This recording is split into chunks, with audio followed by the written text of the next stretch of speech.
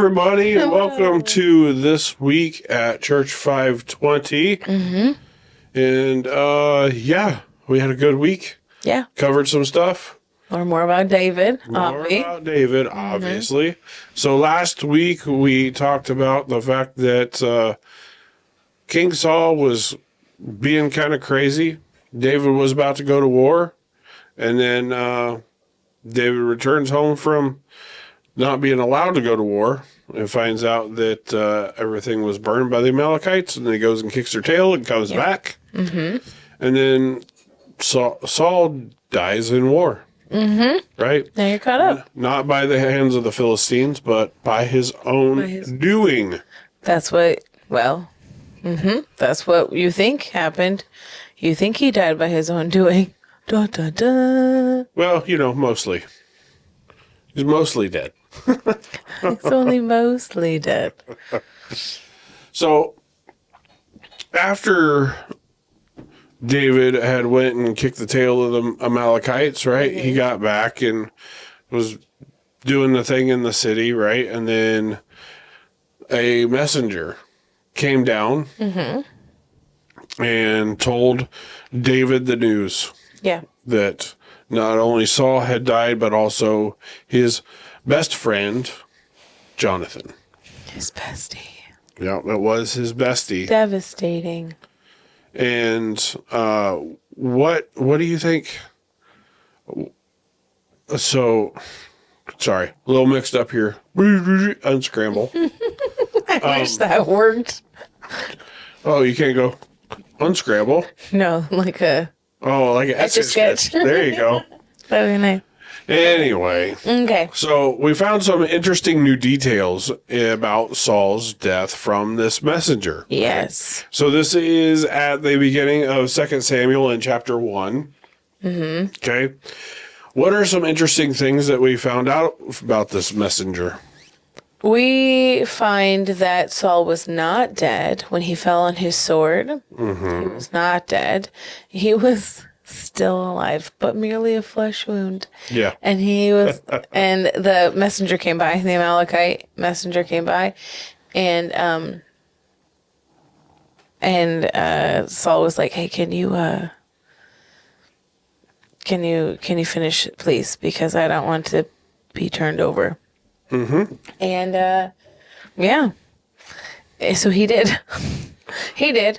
And then he brought all of Saul's things to David. And he was like, his royal bracelet and the crown. Yeah. His stuff that say, like, this is who he really is. And he was like, here you go. And told him the story. I think he was thinking he'd be mad. Did you say where he was from? He was Amalekite. Yeah, so he was an Amalekite. He was a bystander, right? He was the armor bearer because we found out last week that the armor bearer died at the same time as Saul, right? So instead of trying to help the king, right? Like, no, you can't die. He decided, I'm going to kill the anointed king. I mean, he probably thought he was doing him a favor. He was listening to the king, or not. Either way, he did heed his wishes. Right. Yeah. So what did David do upon immediately hearing the news? Oh, he tore his clothing and mourned him and all of his men. Right. Which sounds great, but do you know how expensive clothes are? Can you imagine? Like, just...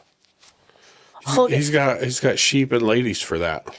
I mean, but it takes so much longer to make clothes in those days. No machines. Unless they, it's more of like a tunic-y thing, and then they lightly sew up the front so that you have an easy tear point. I don't think they plan to mourn. They do it a lot. I don't think that they would have, pull-away pants, but in, worship form, in mournful times. They seem to do a lot of mourning. Well, they also do a lot of tearing, yes. Yeah, they do a lot of tearing. Because they also do it in Acts, too, when they go to stone Stephen because of what he's saying. Yeah. They just always be ripping their clothing. I'm like, I don't I don't know. Yeah.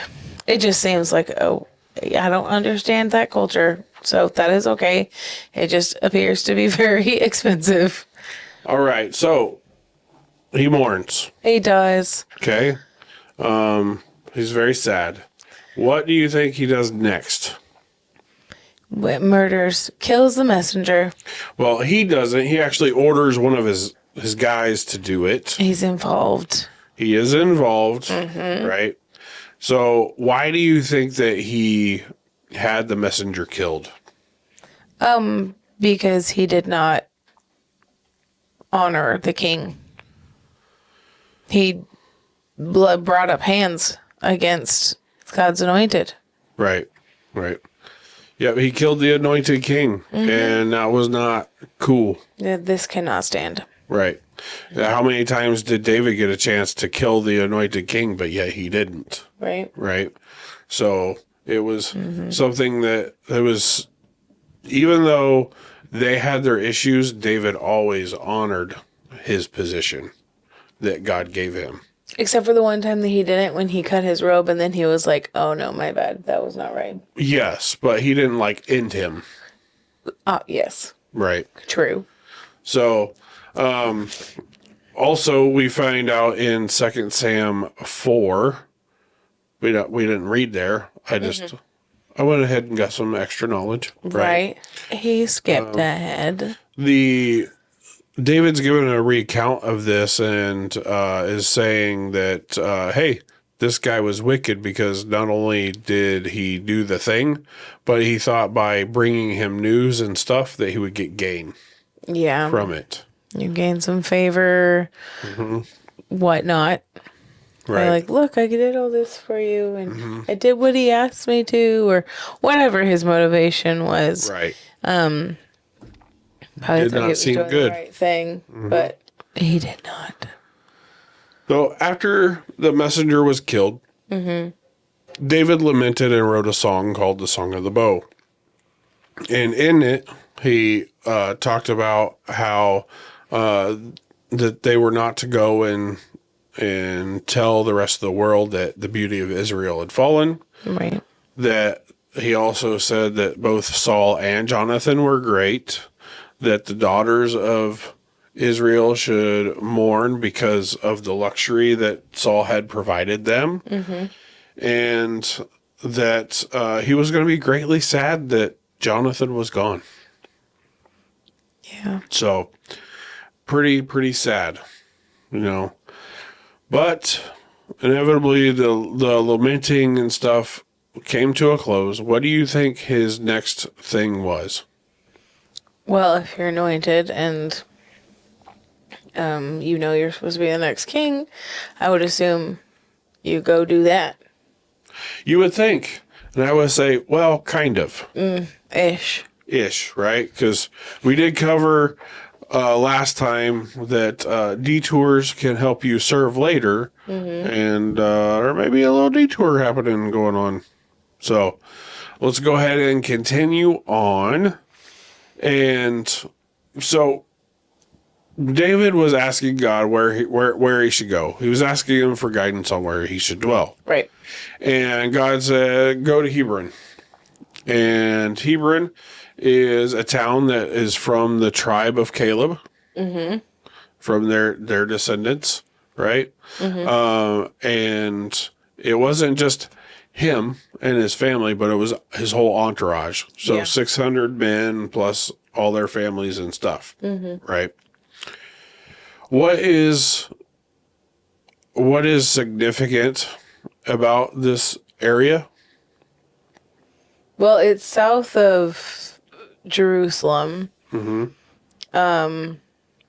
Both Israels share a city, is Jerusalem, much like Kansas and Missouri. Yeah, we'll get there. We haven't covered that yet. Right, but so it's on the southern part, but it seems like it's pretty close, like across from Ziklag, where he was living in Philistia. Anything else? Just that it was part of, I said tribe of Caleb, the descendants of Caleb, but it's part of the tribe of Judah. Yeah. Okay. So in that, when he gets there, the men of Judah actually make him king of Judah, which is cool, right? King. But notice I said of Judah, not of Israel, right? Yeah, that's interesting, though. Like, if they knew the king was dead, it's just weird that the whole country split in half. We haven't got there yet. Yeah, but it's weird.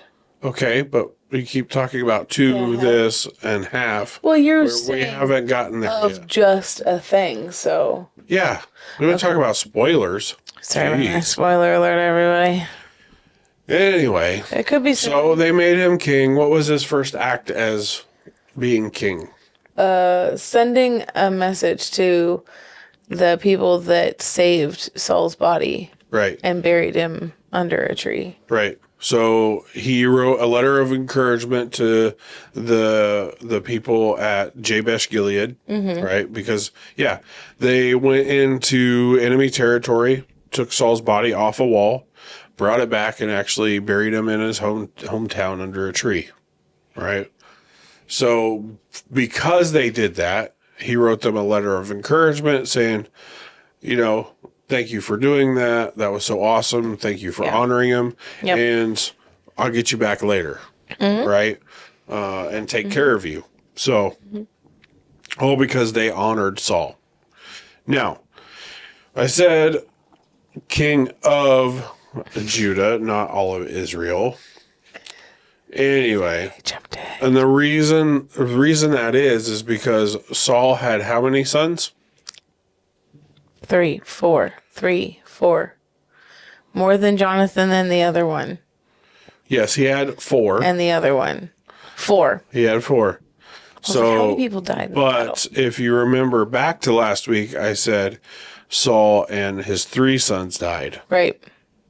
So there was still another son. So Abner, the commander of the army under Saul, said, "Hey, you descended, you're going to be king." Right. Which is understandable because that was what they did then. Right. So he went and made him a king over all of Israel, but yet Judah followed David, right? Interesting fact that you get when you read this section is the fact that this guy was only king for 2 years, but yet David was king over Judah for 7. Right? So we'll have to see what kind of detours David will go on in his ascension to being king over all of Israel, because it seems like there's going to be some additional detours. Whether it be him not being ready or the people not being ready or other people doing politics and just kind of like making things take extra time. Right? So it's really interesting though. There's going to be some fun stuff to read, right? I know. Some new things to learn and discover that don't come on the flannelgram. Right, for sure. Now, the 3 big takeaways for this week is 1, don't kill the messenger. Very much for the body of Christ. Paul talks about making sure that as much as it's on you, you live peaceably with your neighbor. Right. Right. And that's not just the people you get along with and the people that you like, but that's everyone. Right. Now, that doesn't mean be a pacifist. It does mean, though, that for me, I'm going to exhaust every effort to be peaceable until I can't. Correct. Right. I would think so. Because I still got to protect family, and do the thing that I need to do. So the other one is ascension takes time. And for this, we looked at Titus, because in Titus, he talks about how we need to take the old guys and get them with the young guys and teach them. Get the old ladies with the young ladies and teach them, right? Because they need to learn. They need to know how to do, how to go, how to act, what it says in the scripture, what doctrine is that they should be, talking about and learning and doing, right? It all takes time. Yeah. Right.